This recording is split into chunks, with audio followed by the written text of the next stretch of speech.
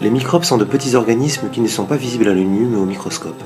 Ils peuvent pénétrer dans ton corps, se multiplier et provoquer des maladies infectieuses. Les deux types majeurs de microbes sont les bactéries et les virus. Mais c'est quoi les différences entre les bactéries et les virus? C'est Christian Gottfried qui en 1828 propose le terme de bactérie. Il dérive d'un mot grec qui signifie bâtonnet. Le virus de la fièvre jaune est le premier virus pathogène de l'homme identifié entre 1900 et 1902. Mais c'est seulement avec l'apparition de la microscopie électronique dans les années 30 que l'on peut observer ces virus. Bactéries et virus, une différence de taille? Eh bien oui, les virus sont généralement bien plus petits que les bactéries. Les plus petites bactéries jamais observées mesurent environ 0,1 à 0,2 micromètres. Les virus sont en moyenne 1 millième de fois plus petits que les bactéries. Leur ordre de grandeur ne dépasse pas le nanomètre, soit 1 milliardième de mètre. Bactéries et virus, vivants ou non vivants? Les bactéries sont des organismes vivants unicellulaires, capables d'assumer seuls les fonctions élémentaires propres aux vivants, comme se reproduire par division cellulaire, se déplacer. Le déplacement pour certaines bactéries se fait à l'aide d'un flagelle qui est rattaché à la paroi et à la membrane. Pour d'autres bactéries, c'est un système de vis sans fin, comme chez les spirochètes, grâce à leur forme en hélice. Le virus, lui, ne fait pas partie du monde vivant, car contrairement à la bactérie, il ne respire pas, il ne peut pas avoir de mouvement propre, il ne grandit pas et il ne peut pas se reproduire seul. Bactéries et virus, une différence de structure? Eh bien oui, les bactéries, nous l'avons dit, ne sont constituées que d'une seule cellule.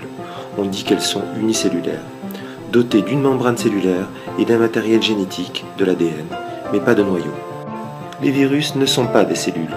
Ils sont composés d'une coque, que l'on appelle capside, à l'intérieur de laquelle se trouve une petite portion de matériel génétique, soit de l'ADN, soit de l'ARN. Bactéries et virus, une transmission à l'homme identique? Il n'y a pas de différence de transmission entre bactéries et virus à l'homme.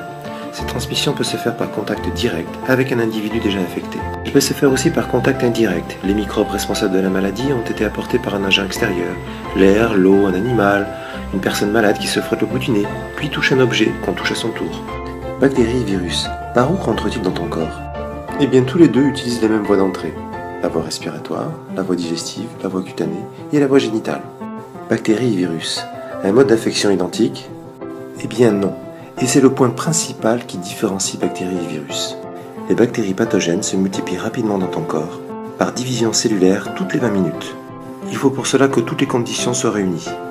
De la nourriture, de l'eau, et une température comprise entre 20 et 40 degrés Celsius, soit la température du corps. En 12 heures, une seule bactérie peut ainsi être à l'origine d'une population de 69 milliards d'individus. Le froid, quant à lui, ralentit ou arrête la multiplication des bactéries, mais ne les tue pas. Les virus, eux, sont des parasites, qui ont besoin d'une cellule hôte pour se multiplier. Les virus se collent à la membrane de tes cellules, ils pénètrent à l'intérieur, puis libèrent leur matériel génétique. C'est ce matériel génétique qui va forcer tes cellules à fabriquer des centaines de copies du virus qui vont s'accumuler à l'intérieur de celles-ci. Et c'est le nombre élevé de copies du virus qui va finir par faire mourir d'épuisement tes cellules ou les faire éclater. Dans les deux cas, les cellules hôtes vont mourir en libérant de nouveaux virus. En quelques jours, le corps est envahi par des millions de virus. Par contre, en dehors de l'organisme, la durée de vie de la plupart des virus n'est de quelques minutes à quelques heures. Bactéries et virus, quels symptômes provoquent-ils? Eh bien, pour l'un comme pour l'autre, c'est de la fièvre, une fatigue et un malaise général. Bactéries et virus, uniquement pathogènes? Quelques milliers d'espèces de bactéries ont pu être identifiées à ce jour, et la majorité sont inoffensives. Les bactéries jouent par exemple un rôle essentiel dans la fabrication du fromage, du yaourt et du beurre. Les bactéries acétiques, elles, jouent un rôle dans la fabrication du vinaigre. Le corps humain héberge près d'un millier d'espèces bactériennes différentes. Seule une cellule de notre corps sur 10 est réellement une cellule d'Homo sapiens. Cela représente jusqu'à 1,5 à 2 kg de notre corps.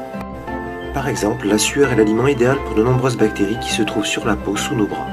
Lorsqu'elles consomment notre sueur, ces bactéries produisent des composés chimiques odorants qui sont responsables de notre odeur corporelle. Et plus longtemps on laisse ces bactéries consommer les composés de la sueur, plus l'odeur devient forte. Évidemment, quelques bactéries sont pathogènes et entraînent l'apparition de maladies comme la peste, la tuberculose, le choléra, la syphilis, mais aussi des maladies comme l'otite, l'amygdalite, la pneumonie, la bronchite, la sinusite, etc. Sur une très grande variété de virus, seules 200 espèces sont pathogènes pour l'homme. La majorité des maladies virales sont bénignes, comme le rhume, l'angine, la grippe. D'autres présentent une gravité certaine, l'encéphalite, la mononucléose, la varicelle, le sida, les hépatites, la variole, les fièvres hémorragiques. Enfin, certains virus jouent un rôle dans le développement de tumeurs malignes et de cancers. Alors pour éviter ces maladies parfois mortelles, est-il possible de limiter les risques de contamination et d'infection? Et comment éliminer les bactéries et les virus de l'organisme? C'est ce que nous verrons ensemble en classe.